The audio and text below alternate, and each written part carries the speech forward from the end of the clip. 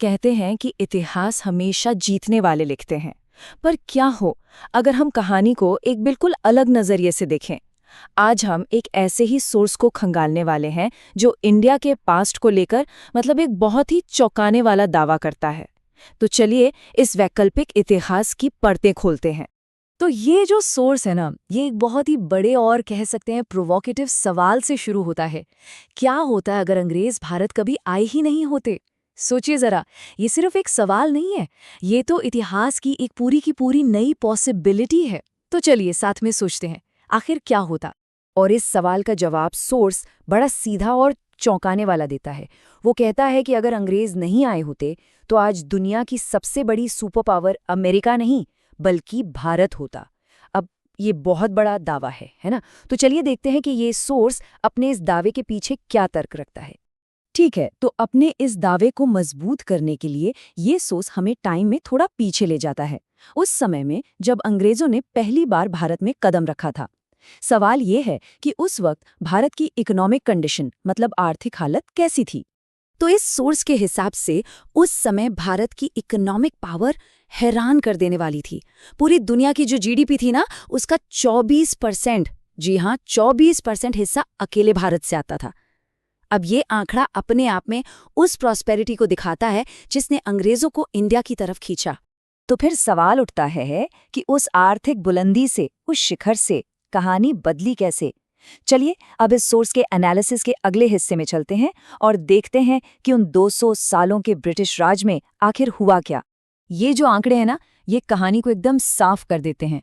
जो भारत दुनिया की इकोनॉमी में 24% का हिस्सेदार था, वही भारत 1947 में जब अंग्रेज गए तब सिर्फ 4% पर आ गया था। मतलब 24 से सीधे 4 पर।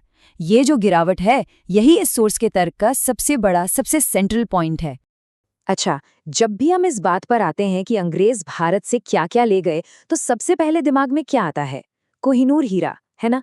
लेकिन ये सोर्स कहता है कि असली कहानी कोहिनूर से कहीं कहीं ज्यादा बड़ी और गहरी है। सोर्स में एक सीधी सी बात कही गई है, लोग कोहिनूर कोहिनूर कहते रहते हैं, लेकिन वो छोड़ो, असली बात सुनो। मतलब उनका मानना है कि सिर्फ कोहिनूर पर फोकस करने से हम उस असली और बड़े पैमाने पर हुए इकोनॉमिक ड्रेन को भूल जाते हैं। एक ऐसा ड्रेन जो लगातार 200 सालों तक चलता रहा। तो फिर ये असली ड्रेन था क्या? सोर्स के मुताबिक ये एक लगातार बहने वाली नदी की तरह था। 200 सालों तक भारत का सोना, चांदी, कॉटन, मसाले, यहाँ तक कि कॉपर, एल्यूमिनियम, स्टील जैसी हर कीमती चीज लगातार ब्रिटेन की तरफ बहती रही। सोर्स इसे भारत के रिसोर्सेज का एक कह सकते हैं सिस्टमैटिक ड्रेन कहता है।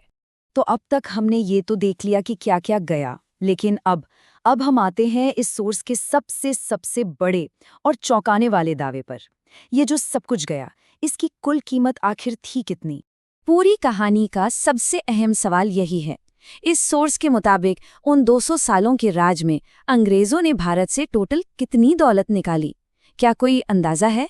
तो आंकड़ा है 45 ट्रिलियन डॉलर्स। हाँ, सही सुना, 45 ट्रिलियन डॉलर्स। सोर्स में जिन रिपोर्ट्स का जिक्र है, उनके मुताबिक ये रकम इतनी ही है। अगर इसको भारतीय रुपयों में समझने की कोशिश करें तो ये करीब करीब 3 खरब 73 अरब 50 लाख करोड़ रुपए बनते हैं।